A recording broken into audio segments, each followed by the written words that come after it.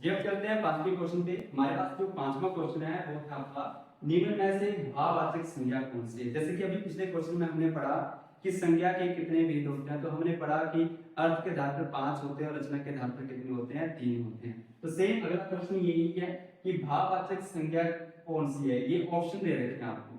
तो देखिए भाववाचक संज्ञा का मतलब क्या होता है, जिन्हें ना तो हम देख सकते हैं ना ही जिन्हें हम छू सकते हैं, वो होते हैं हमारे पास भाववाचक संज्ञा के अंदर।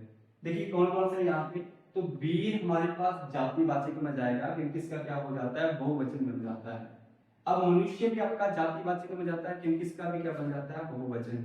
भाववाचक संज्ञा एक ऐसी संज्ञा होती है जिसका ना बहुवचन नहीं बन पाता। तो जब भी कंफ्यूजिंग हो कि इसका बहुवचन बनेगा या नहीं बनेगा, तो वो हमें ध्यान में होता है कि इनका तो बहुवचन कभी भी नहीं बनता। तो हम यहाँ से भी क्या कर सकते हैं, आपका आंसर लगा सकते हैं। अगला वाला देखेंगे गुरु, तो गुरु का भी ना बहुवचन बन जाता है। तो ये जितने भी ऑप्शन दे रखे थे तीनों, ये तीनों की तीनों आपकी जातिवाचक संज्ञा है। जातिवाचक संज्ञा का मतलब है यानी कि विशेष जाति के वर्ग को डिनोट करने वाले जो वर्ड आते हैं, शब्द आते हैं, उन्हें हम आपका जातिवाचक बोलते हैं। तो ऑप्शन एक ही बचता है आपका शत्रुता। क्या इसका बहुवचन बन पाएगा, तो इसका कभी भी बहुवचन नहीं बनता है। तो अगर बनाना चाहेंगे देन तब भी नहीं बनेगा, जबरदस्ती से भी बनाएंगे तब भी नहीं बनेगा। तो यानी कि एक ऐसा शब्द है जिसका जो क्या है आपकी भाववाचक संज्ञा कहलाई जाएगी। अगला क्वेश्चन चलता है क्वेश्चन नंबर 6 के ऊपर।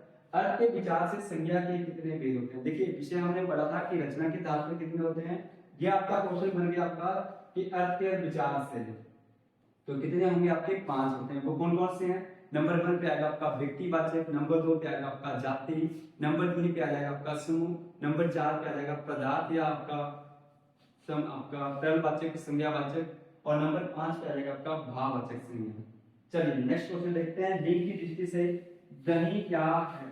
अब दही आपसे पूछा गया है, कई बार हमसे ना वस्तु में पूछी जाती है कि वस्तु ये आपकी कौन सी संज्ञा रहेगी। जैसे कि अगर मैं पूछ लूंगा आपसे कि ये कुर्सी कौन सी आपकी दृष्टि से लिंग क्या है कुर्सी के अंदर, तो ये हमें पता नहीं होता है कई बार। तो हमें पता कैसे करना होता है, जैसे अगर इंसान के बारे में पूछेंगे, राम या फिर आपका सीता के बारे में पूछेंगे, देन वहां से हमें पता चल जाता है कि ये आपका पुल्लिंग है या स्त्रीलिंग है। किंतु ऐसे शब्दों में ना हमें पता नहीं चलता। तो इसके लिए हमें क्या करना होता है, कोई ना कोई विशेषण लगाना होता है साथ में। जैसे कि विशेषण कौन कौन से लगाने हैं, हम लगा सकते हैं किसी शब्द के आगे मेरा या फिर मेरी या तुम्हारा या फिर तुम्हारी, अच्छा या फिर अच्छी। इस तरीके के हमें क्या लगाने पड़ते हैं, शब्द लगाने पड़ते हैं उस शब्द के आगे। अगर आपका आंसर आया मेरा से तब तो बोलेंगे कि ये पुल्लिंग होगा। अगर आंसर आया आपका मेरी से तब आप आंसर देंगे कि ये आपका स्त्रीलिंग होगा। सेम कंडीशन में तुम्हारा, तुम्हारी, अच्छा, अच्छी या और भी जितने भी विशेषण आपके पास होंगे उनको हम वहां पे क्या करेंगे, ट्राई करके पुट कर सकते हैं। अब देखिए यहाँ पे दही पूछा गया था, तो दही अच्छा है या अच्छी है। तो हम कोई भी बोलेगा ना जिसको क्या बोलेंगे कि दही अच्छा होता है। तो मैंने क्या विशेषण लगाया यहाँ पे, अच्छा या अच्छी लगाया। ठीक है, तो यहाँ पे अगर मैंने जैसे विशेषण लगाया तो अच्छा से आंसर आ जाता है, बोलूंगा ये पुल्लिंग होगा। वैसे अगर मैंने कुर्सी का भी एग्जाम्पल दिया यहाँ पे, तो कुर्सी के लिए हम क्या बोलते हैं, चाहे लड़का होगा चाहे लड़की होगी, अगर उसको बोलना होगा कि यह मेरी कुर्सी है तो वो क्या बोलता है, मेरा कुर्सी या मेरी कुर्सी। अगर लड़का होगा वो भी क्या बोलेगा, मेरी कुर्सी। लड़की होगी तो वो भी क्या बोलेगी, मेरी कुर्सी। तो आंसर किससे आया मेरा, मेरी से आया ना। तो जब मेरी से आया ना तो वो क्या हो जाएगा आपका पुल्लिंग, सॉरी आपका स्त्रीलिंग। तो कुर्सी क्या होगा, स्त्रीलिंग होगा, जबकि दही क्या बना यहाँ पे, आपका पुल्लिंग बना।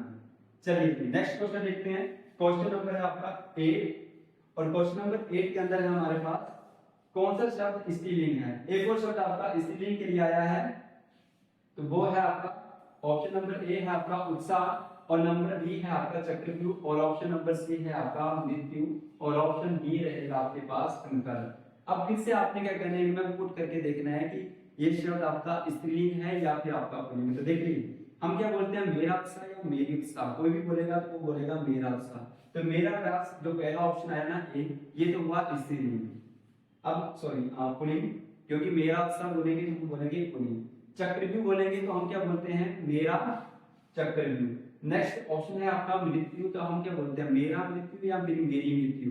तो हम बोलते हैं मेरी मृत्यु। तो ऑप्शन में तो यही पूछा गया है ना आपसे कि स्त्रीलिंग क्या है, तो हम बोलेंगे कि मेरी मृत्यु। तो इसका जो राइट आंसर रहेगा वो है सी।